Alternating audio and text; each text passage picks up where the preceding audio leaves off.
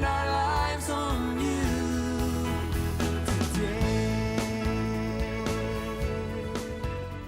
The reason we're doing the video today for the church is that we just think it's so neat that Brother Jim has baptized 15 of our children, well, 15 of our family, and also married 4 of our children.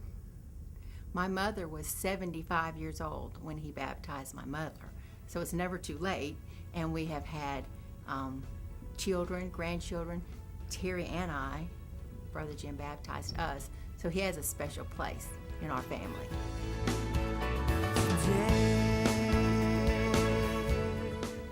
Cindy and I met. I was a single daddy of 3 kids. Cindy was a single mother of 4 kids. And basically we started helping each other babysit children. And that kind of went on to cooking dinner for each other, and we ended up, got married, and then decided to have a baby of our own. So, you know, that was 7, that went to 8, and so that's our 8 children. Yeah, that 8 is enough, you know. and it was, I mean, we always had custody of all of them. So they've all been raised in the same household, and now we have 19 grandchildren. And so we're totally blessed, and we're totally aware that we're blessed now.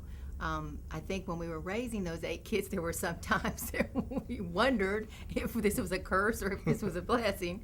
But those children were, you know, a blessing, just totally. And the things that you may think that you're messing up as a parent, I think God uses it.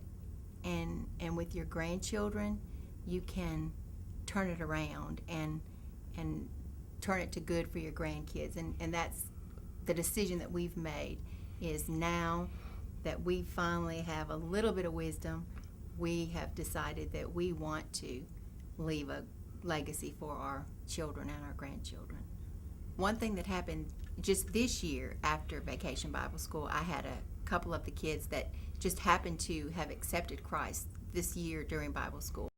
And we were going out to eat after Vacation Bible School, and we started talking about death and losing your grandparents.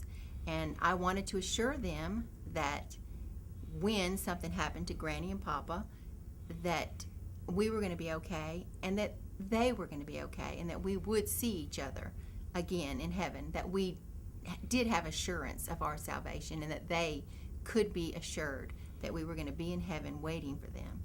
And their little smiles and just that sense of relief.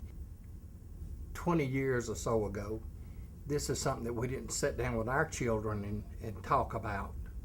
And it's just great, you know, that we've evolved around now and trying to do a better relationship with our grandchildren, that we're talking to them about this. And it really does. I think that parents, grandparents should talk to the younger folks about this, and it gives them a sense of relief. Every time we talk now as grandparents and about our legacy, you know, remember how we say when our lives are gone, when we die, that it would be awesome if our children fought over our Bibles?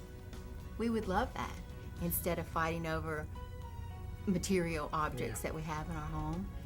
It's like we're going to spend all the money.